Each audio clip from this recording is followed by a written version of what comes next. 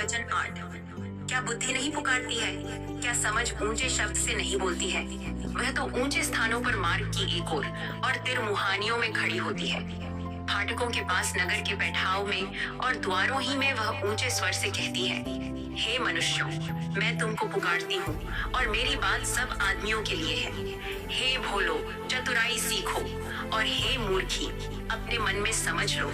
सुनो, क्योंकि मैं उत्तम बातें कहूंगी और जब मुंह खोलूंगी तब उससे सीधी बातें निकलेंगी, क्योंकि मुझसे सच्चाई की बातों का वर्णन होगा। दुष्टता की बातों से मुझको घृणा आती है। मेरे मुंह की सब बातें धर्म की होती हैं। उनमें से कोई टेढ़ी व उलटफेर की बात नहीं निकलती है। समझ वाले के लिए वे सब सहज और ज्ञान के प्राप्त करने वालों के लिए अति सीधी है।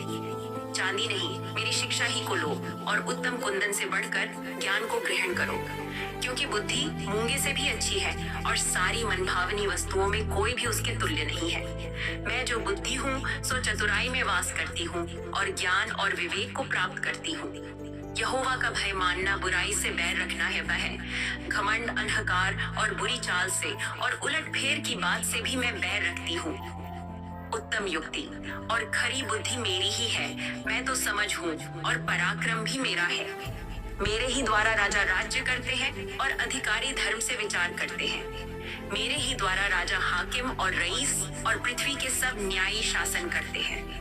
जो मुझसे प्रेम रखते हैं उनसे मैं भी प्रेम रखती हूँ, और जो मुझको यत्न से तड़के उठकर खोजते हैं वे मुझे पाते हैं।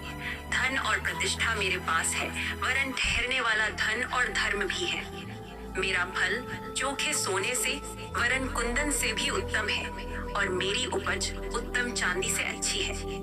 मैं धर्म की बाट में और न्याय की डगरों के बीच में चलती हूँ, जिससे मैं अपने प्रेमियों को परमार्थ के भागी करूं और उनके भंडारों को भर दूं। यहोवा ने मुझे काम करने के आरंभ में वरन अपने प्राचीन काल के कामों से भी पहले उत्पन्न किया।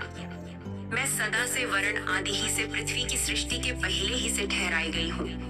जब न तो गहरा सागर था और न जल के सोते थे, तभी से मैं उत्पन्न हुई। जब पहाड़ व पहाड़ियां स्थिर न की गई थी, जब यहोवा ने न तो पृथ्वी और न मैदान न जगत की धूलि के परमाणु बनाए थे, इनसे पहले मैं उत्पन्न हुई। जब उसने आकाश को स्थिर किया तब मैं वहां थी। जब उसने गहरे सागर के ऊपर आकाश मंडल ठहराया, जब उसने आकाश मंडल को ऊपर से स्थिर किया और गहरे सागर के सोते फूटने लगे, जब उसने समुद्र का सिवाना ठहराया कि जल उसकी आज्ञा का उल्लंघन न कर सके, और जब वह पृथ्वी की नेव की डोरी लगाता था, तब मैं कारीगर सी उसके पास थी और प्रतिदिन मैं उसकी प्रसन्नता थी और हर समय उसके सामने आनंदित रहती थी।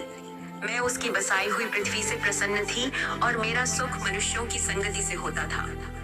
इसलिए अब हे मेरे पुत्रों, मेरी सुनो।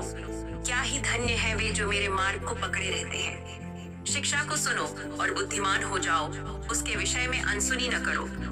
क्या ही धन्य है वह मनुष्य जो मेरी सुनता, वरन मेरी डेवढ़ी पर प्रतिदिन खड़ा रहता और मेरे द्वारों के खंभों के पास दृष्टि लगाए रहता है। क्योंकि जो मुझे पाता है वह जीवन को पाता है और यहोवा उससे प्रसन्न होता है। परंतु जो मेरा अपराध करता है वह अपने ही पर उपद्रव करता है। जितने मुझसे बैर रखते वे मृत्यु से प्रीति रखते वाले हैं।